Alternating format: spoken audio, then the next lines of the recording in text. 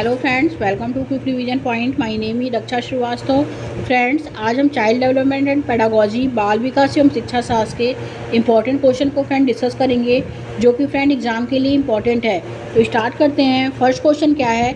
Harvard gardener बुद्धिमत्ता के स्तर लक्षण होने की पारंपरिक सोच की आलोचना करते हैं।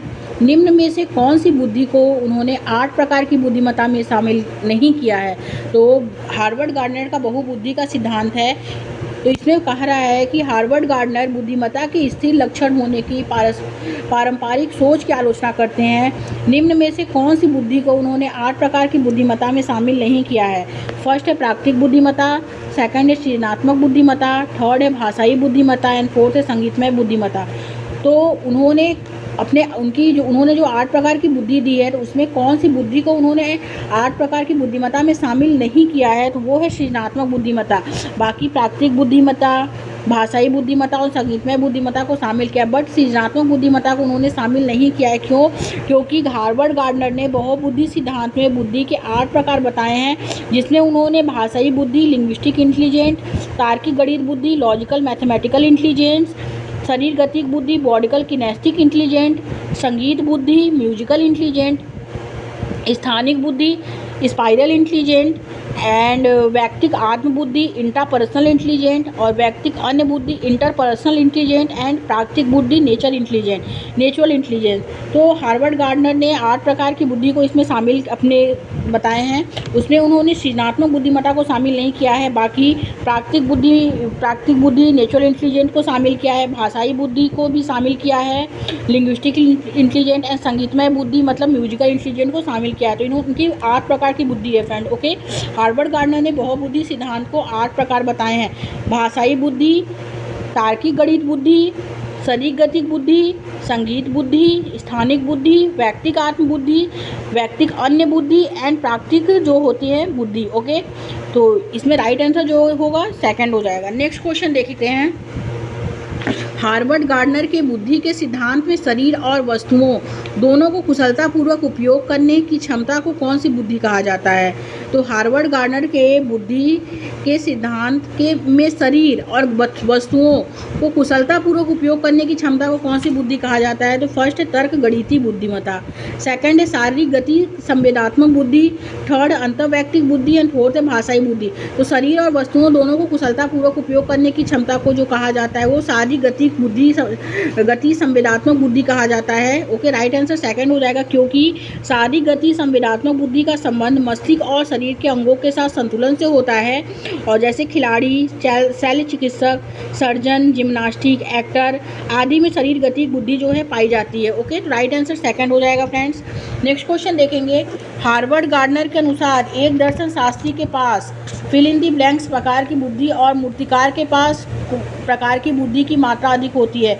तो हार्वर्ड गार्डनर के अनुसार एक दर्शन शास्त्री के पास जो होती है वो होती है अंतर्वैयक्तिक बुद्धि होती है। ओके, अंतर्वैयक्तिक प्रकार की बुद्धि होती है, और बल्कि मूर्तिकार के पास दिक् स्थान जो होते हैं, दिक् स्थान प्रकार की बुद्धि जो है अधिक पाई जाती है। ओके, तो करेक्ट आंसर जो होगा फ्रेंड इसमें वो हो जाएगा थर्ड, अंतर्वैयक्तिक और दिक् स्थान। अंतर्वैयक्तिक और दिक् स्थान क्या है? हार्वर्ड गार्डनर के अनुसार दर्शन शास्त्री में अंतर्वैयक्तिक मतलब इंट्रापर्सनल बुद्धि पाई जाती है, और मूर्तिकार में स्पाइरल बुद्धि जो है दिक् स्थान बुद्धि पाई जाती है। तो करेक्ट आंसर जो होगा फ्रेंड इसमें थर्ड हो जाएगा। नेक्स्ट क्वेश्चन देखेंगे। वेरी इंपॉर्टेंट है फ्रेंड, हार्वर्ड गार्डनर से एग्जाम में क्वेश्चन पूछे जाते हैं। दिस स्थानिक बुद्धि में क्या शामिल है? दिस स्थानिक बुद्धि में क्या शामिल है? फर्स्ट है छवियों और चित्रों में सोचने की क्षमता, सटीक और अमूर्त रूप से कल्पना करने की क्षमता, सेकंड है लय, ताल, मीटर, स्वर, माधुर्य के प्रति संवेदनशीलता, थर्ड है कहानियों व कविताओं को समझने व गढ़ने की क्षमता, एंड फोर्थ है प्राकृतिक रूपों जैसे जानवरों और पौधों की प्रजातियों और चट्टानों और पर्वतों प्रकारों को वर्गीकृत करने की क्षमता। तो जिस स्थानिक बुद्धि जो होती है वो होती है छवियों और चित्रों में सोचने की क्षमता होती है, जिसमें सटीक और अमूर्त रूप से कल्पना करने की क्षमता को क्या कहता है? इसमें कल्पना करने की क्षमता होती है। ओके, क्योंकि जिस स्थानिक बुद्धि में एब्स्ट्रैक्ट कल्पनात्मक चिंतन करने की जो होती है क्षमता होती है। ओके, तो करेक्ट आंसर जो होगा फ्रेंड फर्स्ट हो जाएगा। नेक्स्ट क्वेश्चन देखेंगे। कौन सी बुद्धि में शामिल है कौन सी बुद्धि में शामिल है बिंबों का कुशलतापूर्वक संचलन करने की क्षमता, आलेख के कौशल और तर्क उनका जिनके दो से अधिक विमतियाँ हैं। तो फर्स्ट है तर्क गणितीय बुद्धिमत्ता, सेकंड है शारीरिक गतिक संवेदात्मक बुद्धि, थर्ड है अंतस व्यक्तिक बुद्धि, फोर्थ है स्थानिक बुद्धि। तो इसमें करेक्ट आंसर जो हो जाएगा फ्रेंड वो 4 हो जाएगा कि कौन सी बुद्धि में शामिल है बिंबों कुशलतापूर्वक संचलन करने की क्षमता, आलेख के कौशल और तर्क उनका जिनका दो से अधिक विमतियाँ हैं, तो वो है स्थानिक बुद्धि। स्थानिक राइट आंसर जो होगा फ्रेंड 4 हो जाएगा। नेक्स्ट क्वेश्चन देखेंगे, हार्वर्ड गार्डनर का क्या मानना था। हार्वर्ड गार्डनर का मानना था कि प्रत्येक व्यक्ति के पास अलग अलग मात्रा में विभिन्न प्रकार की बुद्धि होती है। ओके, करेक्ट आंसर फर्स्ट हो जाएगा, क्योंकि हार्वर्ड गार्डनर के अनुसार प्रत्येक व्यक्ति के पास अलग अलग मात्रा में विभिन्न प्रकार की बुद्धि होती है। ओके, तो राइट आंसर फर्स्ट हो जाएगा फ्रेंड्स।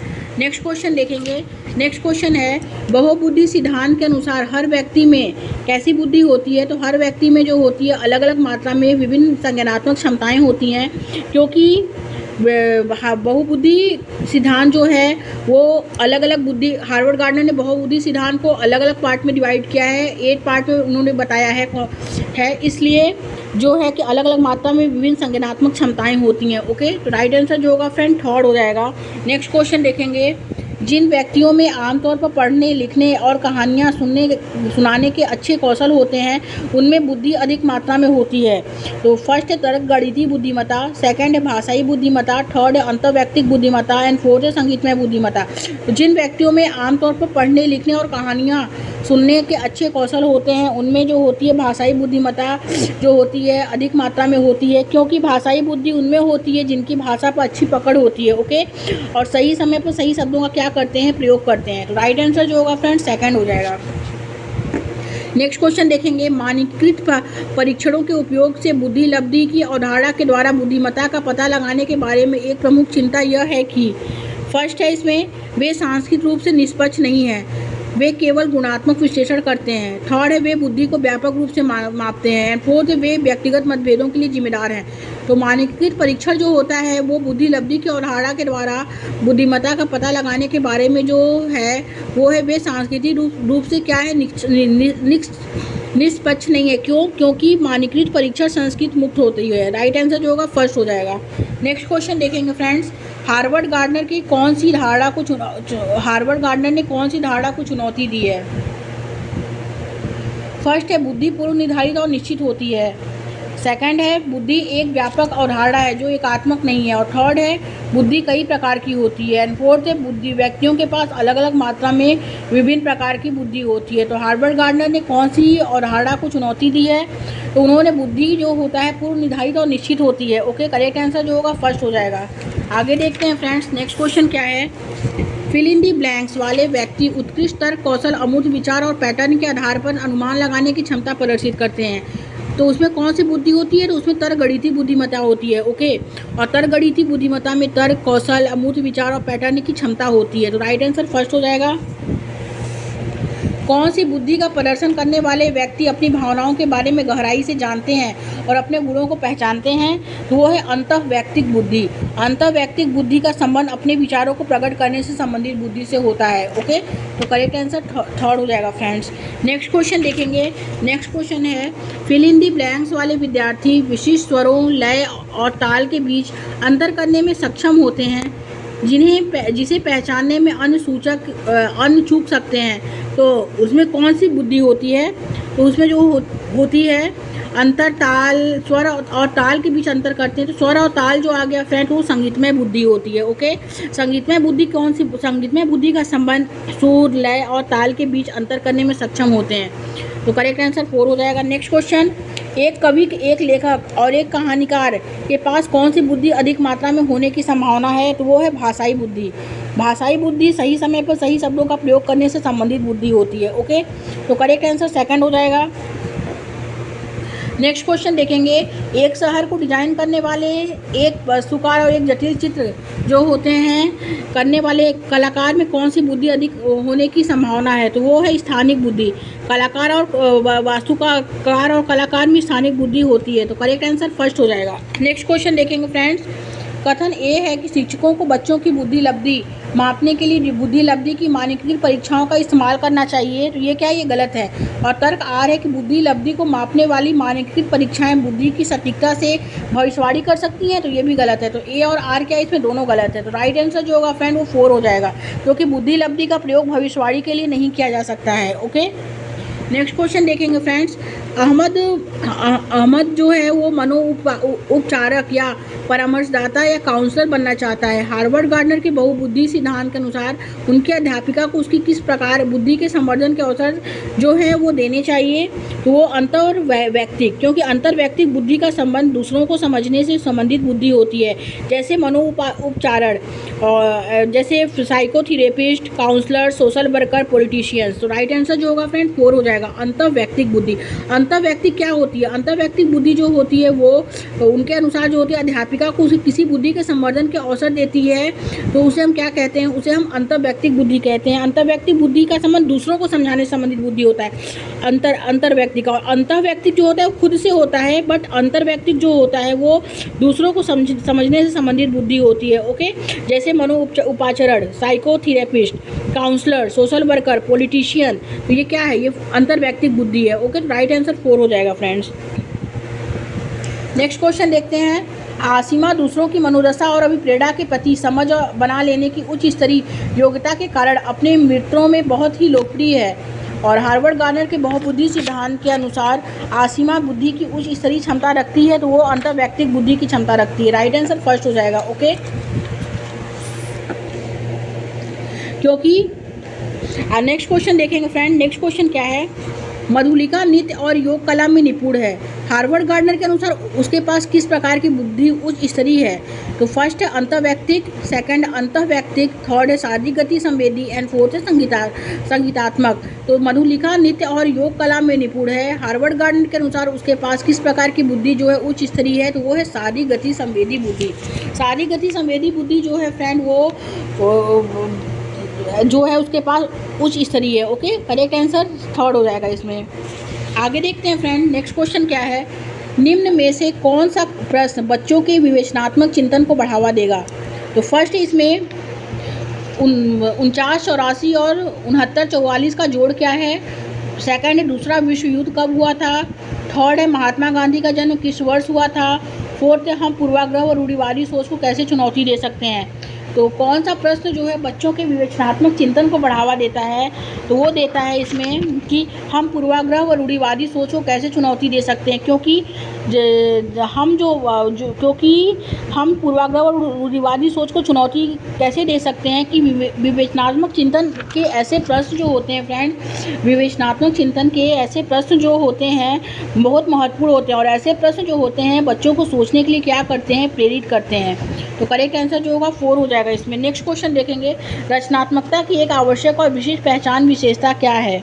तो फर्स्ट है इसमें अभिसारी सोच, सेकंड है विचारों की मौलिकता। तो विचारों की मौलिकता क्या है, रचनात्मकता की पहचान है, क्योंकि रचनात्मक बालक जो होता है या सृजनात्मक बालक जो होता है में निम्न गुण होते हैं, जैसे मौलिकता, नवीनता, डाइवर्सिटी, फ्लो, अपसारी चिंतन। ओके, तो राइट आंसर जो होगा फ्रेंड उस सेकंड हो जाएगा इसमें। नेक्स्ट क्वेश्चन देखते हैं फ्रेंड। नेक्स्ट क्वेश्चन क्या है, अपनी सोच के बारे में सोच क्या कहलाती है। तो अपनी सोच के बारे में सोच जो कहलाती है वो कहलाती है अधिसंज्ञान। अधिसंज्ञान यानी मेटा कॉग्निशन, मतलब the process of thinking about one's own thinking are called is meta cognition. क्योंकि अधिसंज्ञान या मेटा कॉग्निशन एक ऐसी प्रोसेस है जिसमें जो शिक्षार्थी होते हैं वो अपने थॉट को क्या करते हैं, चिंतन शैलियों के माध्यम से अपने स्वयं के ज्ञान पर मनन करता है। ओके, तो राइट आंसर थर्ड हो जाएगा फ्रेंड, अधिसंज्ञान यानी meta cognition. Okay, next question देखेंगे, भाषा व सोच का विकास। फर्स्ट एक दूसरे से स्वतंत्र होता है, सेकंड है इसमें सामाजिक सांस्कृतिक संदर्भ से स्वतंत्र होता है, थर्ड है एक दूसरे से परस्पर जुड़ा है क्योंकि दोनों एक दूसरे को असंख्य रूप से प्रभावित करते हैं, एंड फोर्थ है केवल आनुवंशिकता से प्रभावित होता है न कि पर्यावरणीय कारकों से।